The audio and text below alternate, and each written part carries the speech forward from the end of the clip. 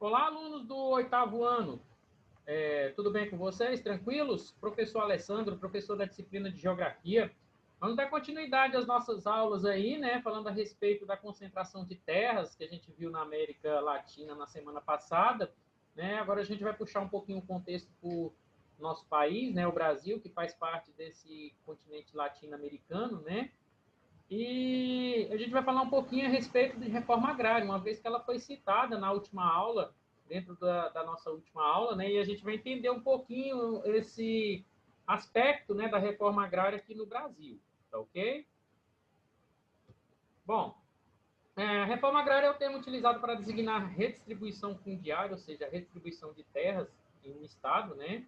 Quando há concentração de terra nas mãos de uma pessoa ou poucas pessoas, temos a formação dos latifúndios, que são os grandes proprietários de terra, né, com grande extensão, né, e que também não são devidamente exploradas de uma forma correta, tá? Então a gente tem essa designação para a reforma agrária, dividir as terras que estão concentradas nas mãos de poucas pessoas, né, os grandes latifundiários, no caso aqui principalmente do Brasil e da América Latina não é diferente, tá?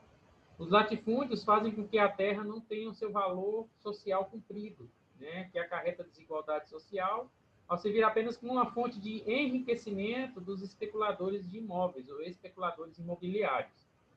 A reforma agrária ela visa, em sua essência, a distribuição fundiária de uma forma mais justa, ou seja, a distribuição de terras de uma forma mais justa, e contempla os agricultores menores e menos poderosos. E, em geral, eles praticam a agricultura e a pecuária familiar.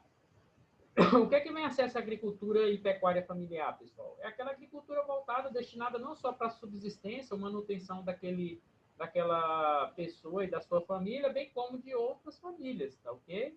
Inclusive nós, né, que dependemos exclusivamente ou diretamente dos pequenos ou dos minifúndios, né, pequenos proprietários rurais, tá ok? Bom, a reforma agrária era um tipo de reforma de base, ou seja, é uma reestruturação, mudança que afeta diretamente as bases da sociedade. A palavra reforma remete a melhoria ou mudança, né? Enquanto o termo agrária designa a estrutura fundiária, ou seja, a estrutura de organização das terras de um Estado nacional. A Europa e suas colônias, né, formaram-se em cima de estruturas latifundiárias, ou seja, de grandes propriedades rurais, né? Ou seja, com a posse de terra sendo exercida nas mãos de poucas pessoas. Durante a modernidade aí, na fase do iluminismo, né, uma corrente filosófica e pensamento político que surgiu na França aí no século XVIII, trouxe a ideia de que a terra era um bem comum a todos, que exercem a cidadania em um Estado. Portanto, portanto deve-se reconhecê-la como um bem que possui um valor social. E qual é esse valor social? A interação entre o homem com essa terra, né, fazendo com que essa terra ela possa produzir. Automaticamente produzindo, ela vai gerar o valor social, ok? A concentração fundiária no Brasil ela teve início em 1530, período de fixação aqui no território brasileiro pelos portugueses, né? Com a formação principalmente das chamadas capitanias hereditárias, que eram extensas faixas de terras, né? Doadas, né, aos capitães donatários. Quem eram esses capitães donatários? Eram pessoas que tinham influência, a burguesia europeia, né? Os capitães tinham a missão de colonizar o território e produzir nele, e tinham como contrapartida que pagar o equivalente a 1/6 da produção em impostos à coroa portuguesa. Tá?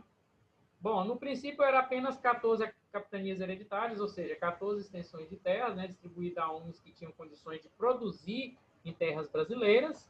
No entanto, o sistema de colonização ele não deu certo dessa forma. Alguns capitães donatários desistiram da atuação ou não quiseram arcar com os altos custos da viagem e produção em terras brasileiras. Ainda assim, o território estava concentrado nas mãos de poucos, né? Somente a partir do processo de independência do Brasil, a partir de 1822, as terras passam a ser geridas por aqueles que tinham maior poder econômico e político, né? A nobreza e a alta burguesia continuaram detentoras da maior parte das terras, o que resultou aí em um sistema desigual baseado no latifúndio que a gente conhece até hoje, né? Após 1850, com a implantação da Lei das Terras, né, do Estatuto da Terra, que resultou em prática de apropriação e anexação de terras por grandes proprietários, via falsificação de documentos de escrituração imobiliária, prática conhecida aí como grilagem de terras, né? Em outros países capitalistas, a concentração fundiária ela foi eliminada ou reduzida como maneira aí de estimular não só a produção capitalista liberal, mas também para que as pessoas pudessem produzir para a sua própria subsistência, né? No Brasil, ao contrário, né? Essa concentração fundiária ainda se manifesta até os dias atuais, ok?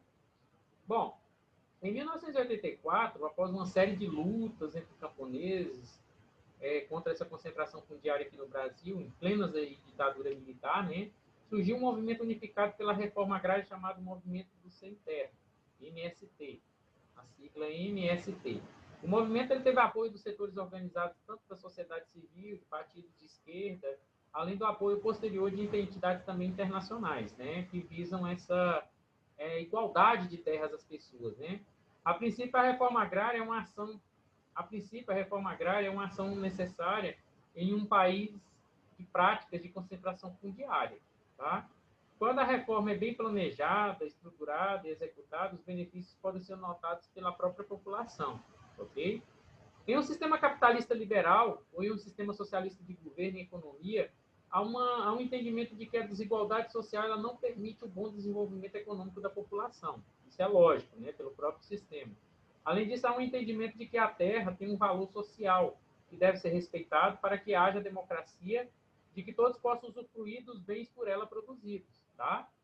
Ou seja, fazer com qual é o valor social da terra? Fazer com que ela produza para a população, ela exerça seu papel social.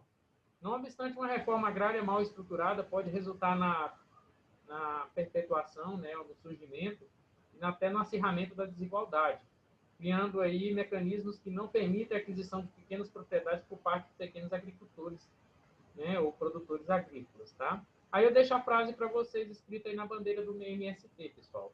Se o campo não planta, a cidade não janta. Né? Então tem uma relação muito próxima, muito íntima, né, entre o campo e a cidade, ok? Principalmente nesse quesito de fazer valer a função social da terra, né, de produzir. Bom, pessoal, espero ter passado para vocês aí alguns aspectos importantes aí acerca da concentração de terras, da reforma agrária. Obrigado a todos pela atenção e pela participação, tá? Um por todos e todos contra o Covid-19 aí, essa é a campanha, né, para que a gente possa derrubar o mais rápido possível essa pandemia, se Deus quiser. E lembrando a vocês que essa aula, assim como as demais, né, elas estão disponíveis para vocês no meu canal Geo Cerrado. Sempre que vocês necessitarem ou precisarem de qualquer aula, basta acessar o meu canal, ok? Forte abraço e até a próxima.